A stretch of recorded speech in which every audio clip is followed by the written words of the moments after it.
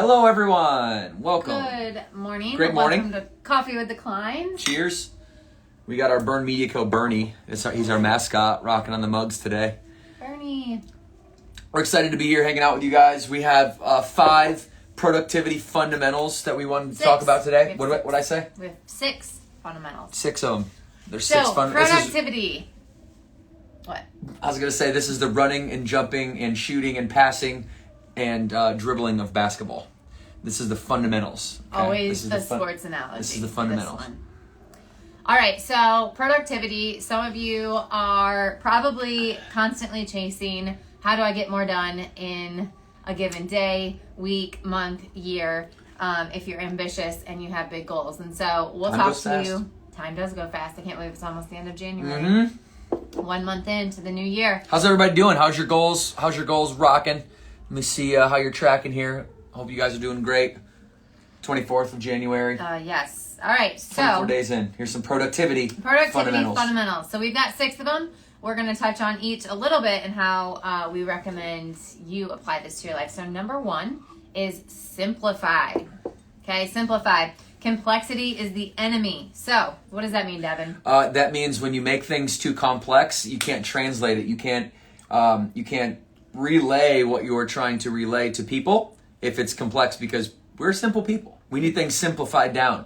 We need to get clarity, because clarity equals confidence. And if I'm clear, I'm able to go out and I'm able to execute. So if you want to be productive, make things simple. A lot of times we try to show people how smart we are. Mm-hmm. And that's driven out of like this ego mentality, when in reality, we have to simplify things, make it so easy to understand that things can get done and they can get done quick. Yeah, I think too, it's not just always about the other people and making it simple for other people. It's also making it simple for yourself. So if you are, like I said, trying to accomplish a goal or start something new, we overcomplicate it. We overthink it. And that creates some anxiety and thinking that we can't take that next step. So I really like how you said clarity equals confidence, because when I am feeling overwhelmed about a project coming up or just everything that I need to do, typically it's because I haven't simplified. I haven't really gone through and simplified what is it exactly that I need to do. And once I do that, I have so much more confidence to, wake up the next day and just take massive action. So number 1, simplify. The word engineering comes to mind. Like when you engineer something, you want to distill it down to only the ingredients that you would need to create the cake you're trying to bake. I think that's a good way to think about it too. Yeah. It's a physics principle. First principle thinking is how people build rocket ships. That's how Elon builds rocket ships. Mm-hmm. You love Elon. Well, because he does. I mean, he builds them for 10 times cheaper than NASA ever did. Mm-hmm. Well, it's like, how do you do that? Well, you simplify it. Why do I need this fin here or this wing here? Or it's just adding weight. What's the real purpose? Does that purpose actually matter? Is it mission critical? All those things. Mm-hmm. Number 2, structure. All right, so having accountability and order in your life, okay? Very, very important to be productive is to have structure. So whether that is, structure in your day, structure in how you tackle a big project, having order, okay? And I think I just talked about this actually in a podcast recently. It was my Monday Motivation about why I love hiring parents. Because when you have kids, you have to build more structure in your life, right? Think about how we were before we had kids. You don't have as much structure to your life because you don't need to. You're just like living on your own, right? And you're only having to worry about yourself. So I think when you can add structure, whether you are a parent or not, build structure into your day. What are the habits that you're creating? What does your mornings look like? How do you like to get into the office or get into your work day? How are you wrapping those things up to prepare yourself for the next day? So what does the order look like in your life when it comes to building something or achieving something and accomplishing something? If you don't have structure and you're kind of all over the place, you're going to lose a lot of time, you're going to waste a lot of time, and you are going to have a harder time holding yourself accountable to that plan. Number 3, systemize.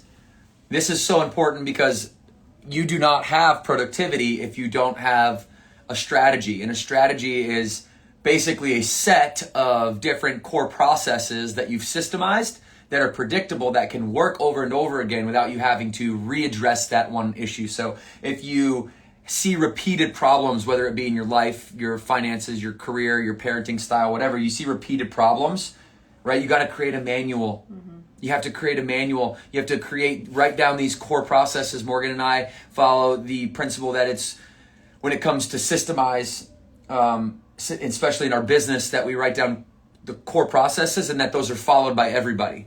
Everybody follows those core processes. That's the manual that gives you substance to whatever you're trying to build. You're actually not building anything, or maybe building a building with hollow bricks, if you don't actually have those strategies cemented, fundamental, simplified, and then systemized, like we said, rolled up into a process, right? And then from there, you can't just leave it. Then you have to every so often, meaning like every 90 days or every 6 months, be really checking on these systems to make sure that, cars need tune-ups, they need oil changes, you can't just buy a car and then drive it forever. All right, so system. The more you can systemize in your life, it actually has a great relationship with number 1 and 2. The more you can simplify, and the more you can hold people accountable, have order, and create structure. Number 4, delegate. This is a hard one for a lot of us. You are holding onto the vine too much, right? Holding onto the vine is an EOS term. So you guys know that we follow that system here at Burn. What are you holding on to that you think only yourself can do, but in reality, others can do it for you? So this is for those of you that have teams or that are building teams. There is a point in your life where you probably have had to do absolutely everything, okay? That's how Devan and I started. We were the janitors of our gym. We were the Burn ambassadors. We were the trainers. We were the, sometimes we were the child watch, so we were the social media people. We answered the emails. You did everything, right? And that's necessary in some sort of a startup of your business. But then when you start to build a team and build some structure, and you have to be able to delegate, right? And always focusing on the best things and best use of your time. And if you hold on to the vine, hold on to every task and responsibility, then you don't have enough hours in the day, right? We all have the same 24 hours, and yours will get used up on a lot of tasks that other people can do and probably do better than you, because it's one of their strengths and not necessarily one of yours. So find what you're good at, find what your strengths are, hold on to those tasks, find what your weaknesses are, and build a team around you that can complement that, but then actually give them those tasks and build that trust. I want to give a strategy for this one, because you did a great job explaining that. And delegate is really leverage too. That's another way to think about it. And there's a Brian Tracy concept, and I literally, you guys, use this exact, ask Morgan. So you can go in my notebook right now and you can see all the things that I have to do, and there's a system, right? I call it the GSD list, the get shit done list. It's been this way since day one. And there's a list of everything that I brainstorm when that happens. Usually it's Sunday and Wednesday, just to give you some structure to it, is when I need to really go brainstorm again. I'll go brainstorm, and I have 3 letters.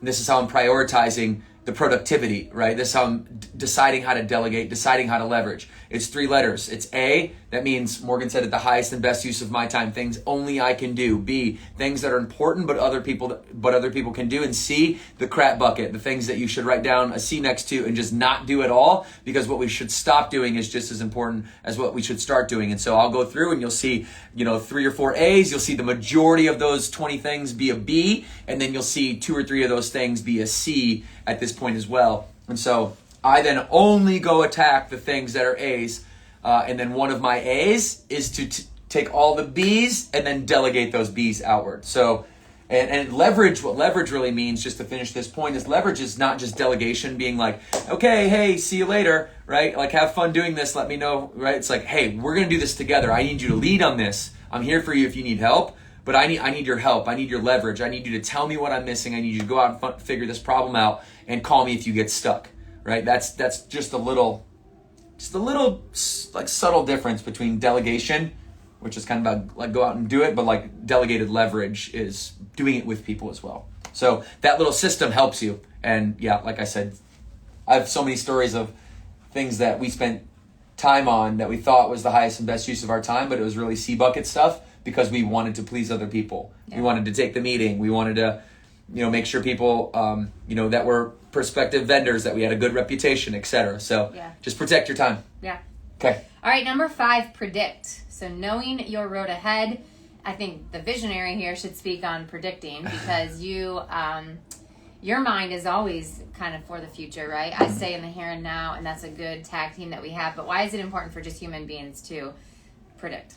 Well, I think know the road ahead is important. You know, like Max and Cameron and I have been playing Mario Kart a lot lately because they got Nintendo Switches. Yeah, they got Nintendo Switches, and this guy over here is playing it every night when they go to bed. Well, I want to master the 200 cc's, and I want to win a gold cup and 3 stars at every one of them, and then I'm going to retire. That just so you can like tell the kids that they can't beat you. 100%. It's my competitive spirit coming in. But it also taught me a lesson. It taught me how prediction is valuable, right? It's like once you play the course the 4th time, you already know what the turns are, and you have a higher likelihood of succeeding because I know that road ahead before I can even see it on the screen. I know what's coming up, and I can't anticipate that, and that gives me going back to the word confidence, it gives me certainty. It gives me confidence knowing that I'm probably going to dominate this race right here, right? And so prediction creates certainty for yourself. It creates certainty for the people around you. It allows you to know the road ahead. And if you can navigate in the future and you can see what's coming before it even gets here,